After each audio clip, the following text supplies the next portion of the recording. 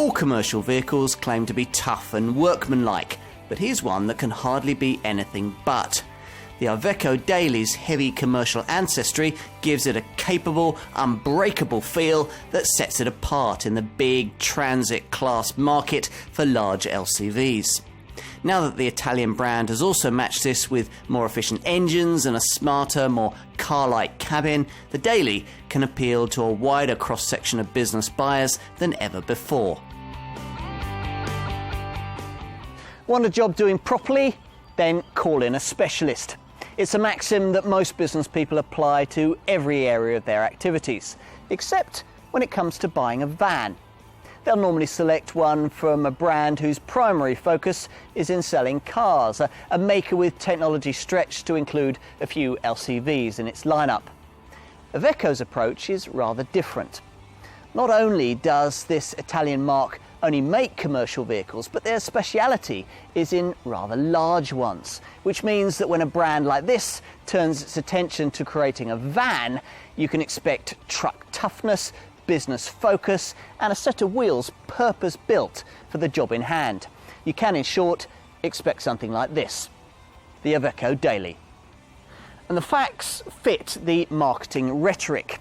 In an LCV market where vans are increasingly car-derived, the Daily's different, featuring a truck-derived chassis of unrivaled toughness, durability and versatility, which was why it was the first vehicle of its type to be able to offer a load volume of as much as 17.2 cubic metres and a gross vehicle weight of as much as 7 tonnes, setting a record for the light commercial vehicle segment.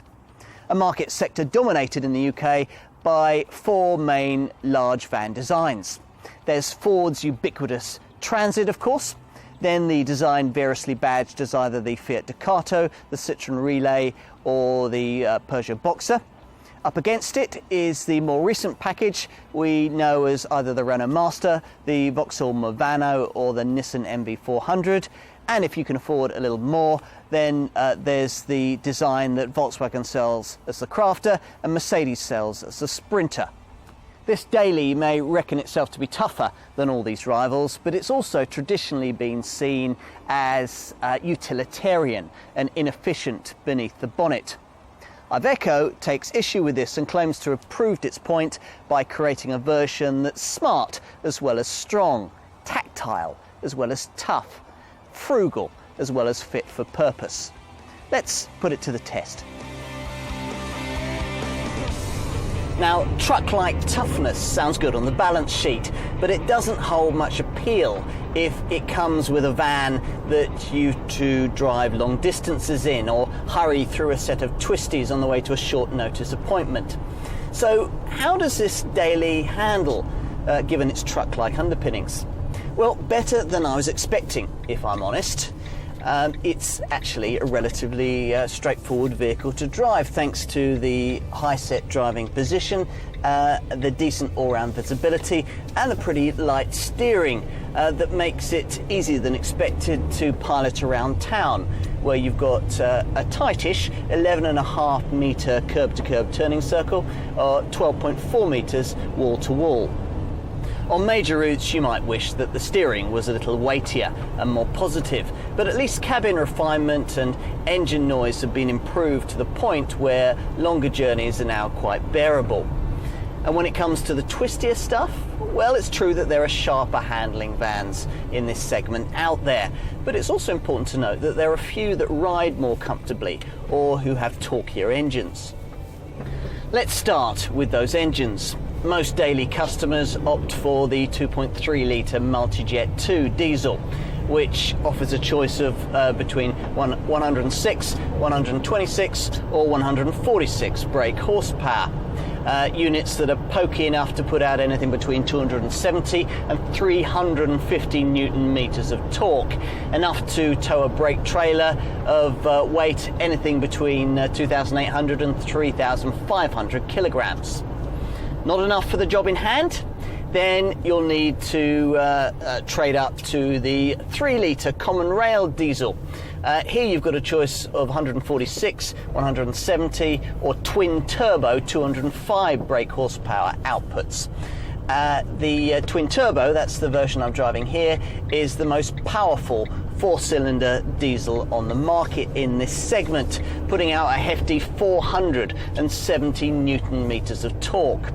It's a little clattery like the other diesels on startup, but it's surprisingly refined once you get up to cruising speed. It's mated in this case to a 6-speed manual gearbox rather than the 5-speed stick you'll find further down the range. Either way, the gear shift mounted lever is exactly where you'd want it to be, with a slick and easy action. Though if I were an urban user, I'd want to have considered the agile 6-speed semi-automatic transmission to give my left foot a rest. Automatic transmission is inevitably a standard part of the daily electric model, which, depending on your choice of wheelbase, can give you the alternative of selecting either 2, 3 or 4 batteries, which collectively can give you an operating range of up to 130 kilometres.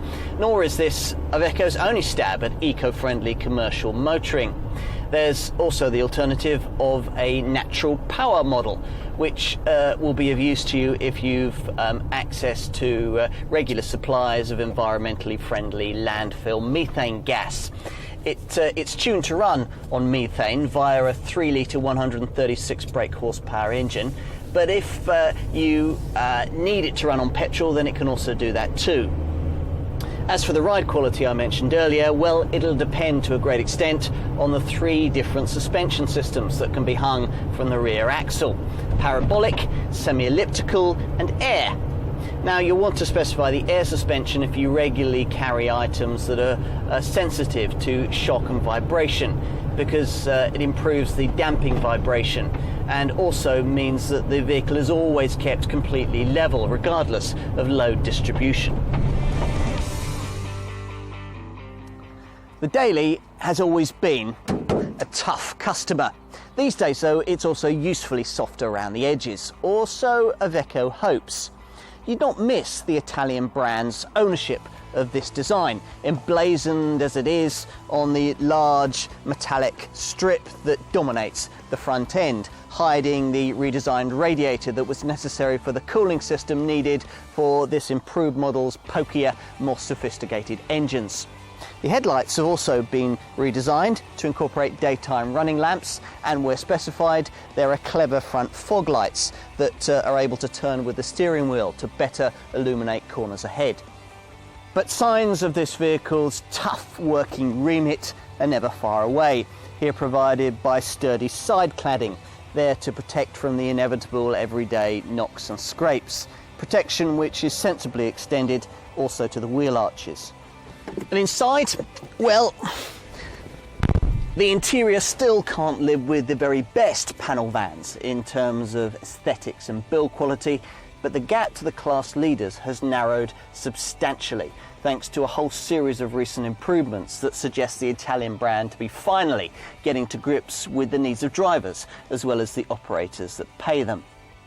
Now, as usual in a large van of this kind, you sit high up with commanding all-round vision, aided further in this case by these huge door mirrors with their useful lower convex section. Despite the liberal use of Fiat switchgear and instrumentation, there's nothing particularly car-like about the whole cabin, but it does at least feel built to last. And you've got a wheel that adjusts for reach, though not for height. And I'm particularly comfortable in this model thanks to a suspended driver's seat. And it's all very practical. Take storage provision.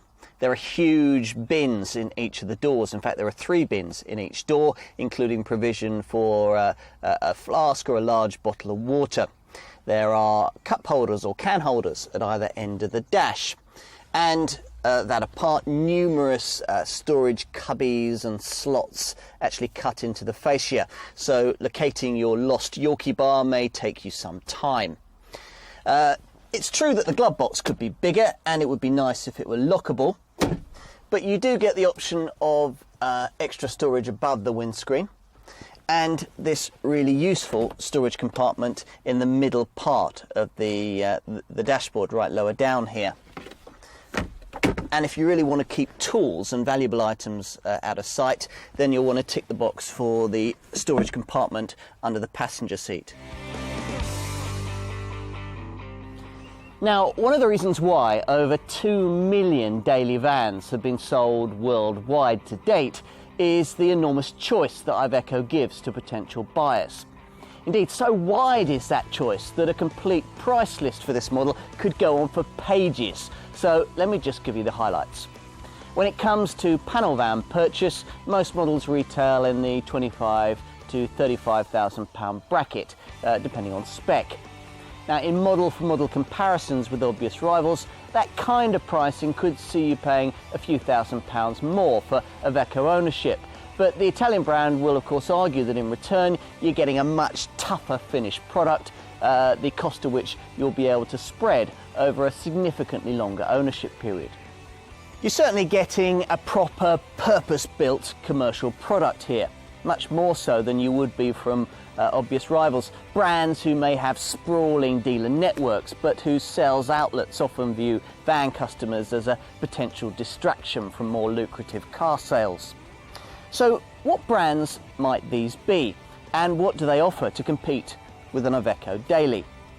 Well, as you may already know, there are 4 main large van designs on the market. First, the ubiquitous Ford Transit. Next is the vehicle variously badged as either a Fiat Ducato, a Citroën Relay or a Peugeot Boxer. Then, and more recently to market, is the vehicle that we know either as a Renault Master, a Vauxhall Movano or a Nissan NV400. And finally, the slightly pricier vehicle that's sold in the UK as either a Mercedes Sprinter or a Volkswagen Crafter. For even the most studious fleet manager, it can be complicated trying to make model-for-model comparisons between a vehicle like this Iveco and such a wide pool of potential rivals. Probably best then to get an exact idea of the spec that your business needs, then visit a dealer, get a quote and see how sharp their final offer can be. Now, in order to arrive at that spec, then you're going to need to understand exactly how the daily model range is made up. I'll try and explain it as simply as I can. First, don't get put off by the apparently rather complicated model designation system. Here, for example, I've got an Iveco 35 Esp9V. Now, the 35 stands for 3.5 tonnes, the gross vehicle weight. S designates the fact that this is a single-wheeled rather than a double-wheel model. 21 is the vehicle's engine output, just under 210 brake horsepower, and V designates the fact that this is a panel van rather than one of the other body style derivatives. And panel vans will be our focus here, though as usual with large vans of this type there are plenty of other body styles you could choose, including a chassis cab that can be ordered with a drop side body and space for crew if needed, and also a minibus derivative with space for up to 15 people if required. But let's focus on vans. Now, first you have to decide how heavy your loads are likely to be, then choose a gross vehicle weight to suit from 3 different classes offered in the daily model lineup. First, there's the L or light class for models of under 3.5 tonnes in weight. Then there's the S or single wheel class for 3.5 tonners. And then there's the C or classic class for the really heavy double wheel models. Now, there's a single 2.9 tonne variant in the L class. I've got the 3.5 tonne single wheel model here.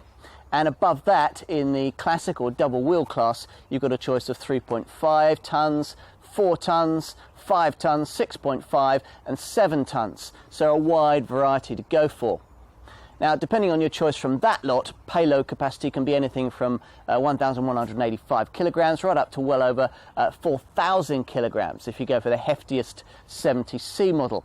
And your choice of gross vehicle weight will have a great influence on your choice of suspension setup, because there are 3 different ones to select from: parabolic, semi-elliptical and air.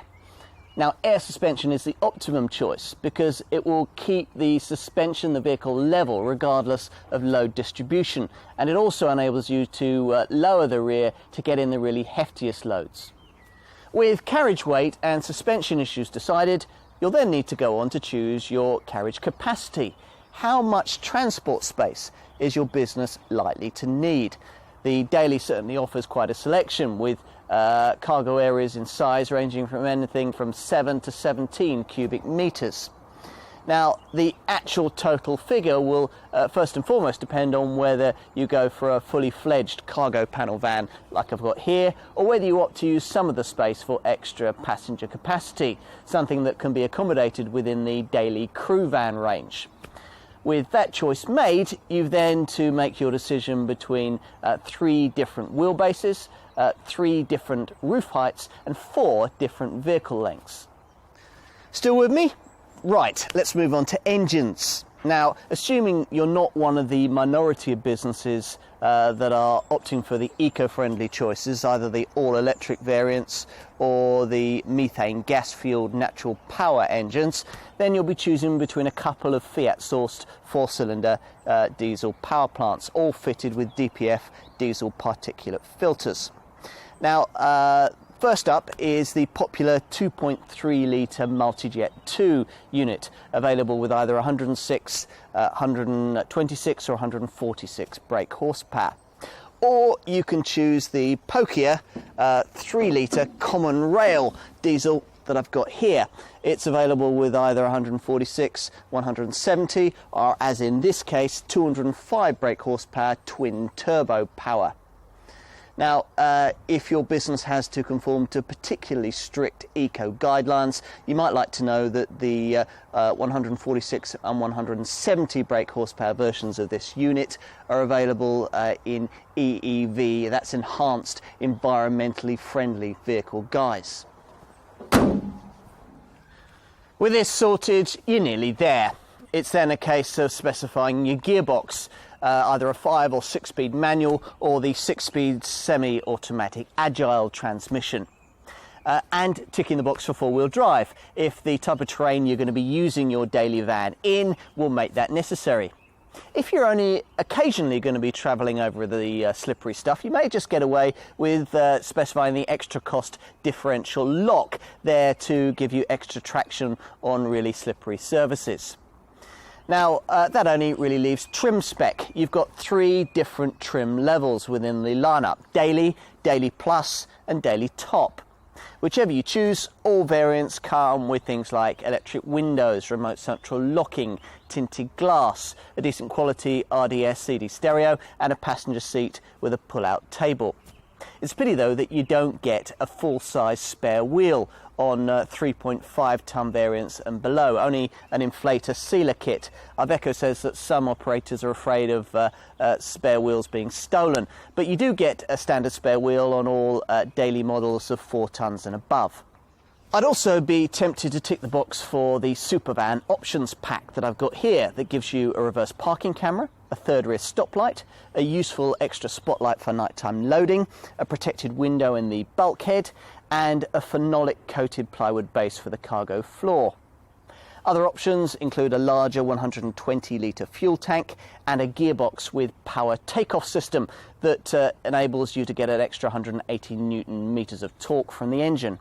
Safety-wise, the huge resources of the Fiat Group have been devoted to making this vehicle as safe, if not safer, than any other large van in its class.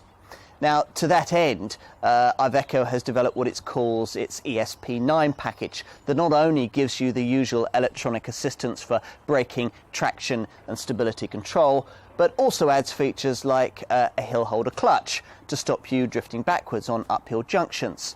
There's LAC, load adaptive control, that compensates for the way that your load is distributed lengthwise. There's TSM, trailer sway mitigation, that helps with towing. There's HFC, hydraulic fading compensation, that detects and compensates for brake fading. And if the worst comes to the worst, there's rollover mitigation that will help control the vehicle in an emergency rollover condition. As far as airbags are concerned, this vehicle can be fitted with twin front and twin side window airbags. So, how does this daily stack up at the business end? Well, there are all the normal practicalities you'd expect. So wide opening, double hinged doors. It is nice to find though that they open right out to 270 degrees as standard, though it would be nice if there was some magnetic latching system to secure them to the vehicle's sides once they're open. Now, you do have quite a high loading height here.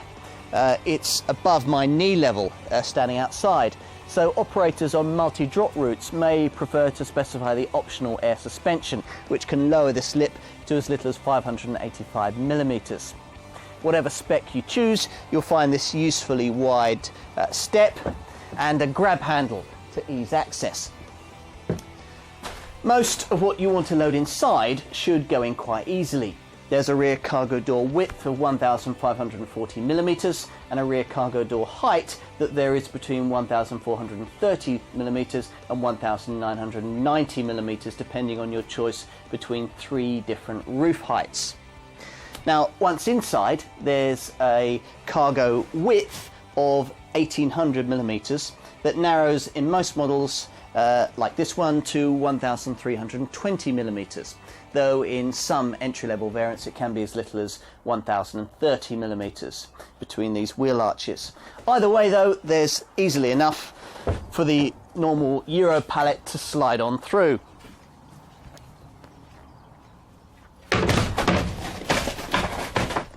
Once inside, you'll find a tough, durable load bay, especially if you've ordered your daily with the anti-slip phenolic coated tailored timber cargo bed cover that I've got here.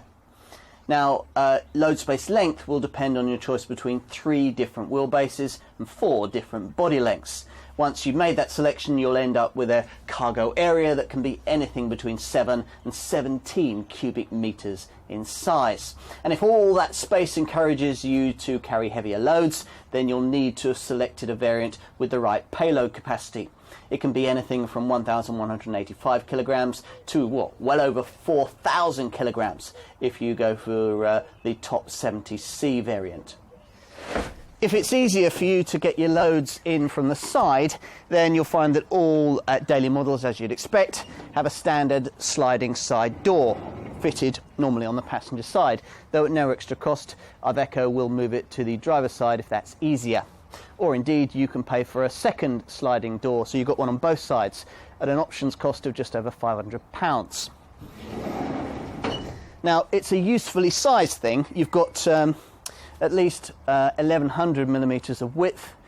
It's 1,250 millimeters on most models, like this one. Either way, it's easily enough to get a standard Euro pallet inside.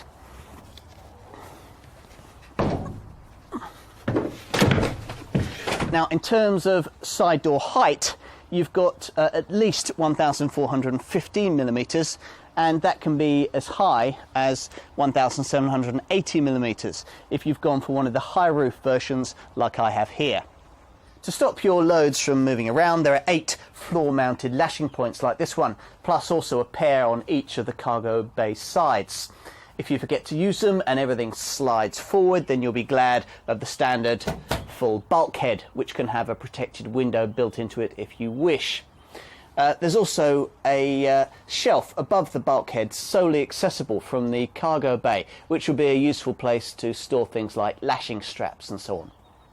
As for ongoing running costs, well, if you really want to get these down, then have a look at the clever methane-fueled natural power models, which can also run on petrol if need be. Or consider the really high-tech all-electric variants. I'm guessing, though, that most operators will be looking at the more conventional diesel models, either the 2.3 Multijet 2 or the 3-litre common rail diesel variants. And with a restrained right foot, you should be able to get over 30 miles to the gallon from any of these on a regular basis, thanks to a stop and start system that'll cut the engine when you're not using it, stuck in traffic or waiting at the lights. There's also a gear shift indicator on the dash to help everyday drivers get somewhere near to the quoted returns on an ordinary basis. Servicing-wise, the Daily has the advantage of being supported by the Iveco heavy truck network, with nearly 100 servicing points nationwide and around 2,000 of them in mainland Europe. Servicing intervals, well, garage visits will be required every 25,000 miles, but you'll need to go nearly 150,000 miles before you need to change the timing belt. That only leaves the warranty. You get a proper 3 years unlimited mileage cover.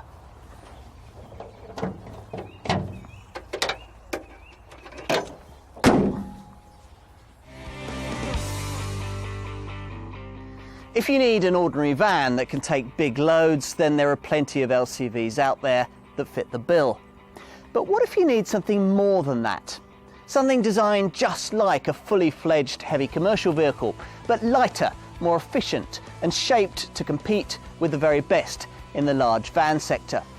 That's when you'd turn to this Iveco Daily, a serious tool for the serious jobs you have in mind.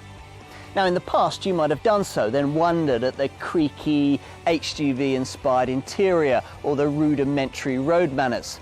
But both are issues now fully sorted with this much improved model. Powerful, ecological and reliable, it remains tough enough to make some of its transit-class competitors seem a little lightweight. It offers the widest powertrain choice in the market and an unsurpassed load-lugging ability. But now, as well as all that, there's a little more polish, a little more finesse to the more efficient, cost-effective way that it goes about its business. There are still, it's true, smarter, sharper to drive choices that you could make, and if you're an owner-driver you might well be tempted to make them. Well-informed operators, though, will find today's Daily a hard van to ignore, so thoroughly designed around their needs has it been. A van from a brand with a total commercial vehicle remit, and a brand that, like you, is completely focused on just one thing: getting the job done right.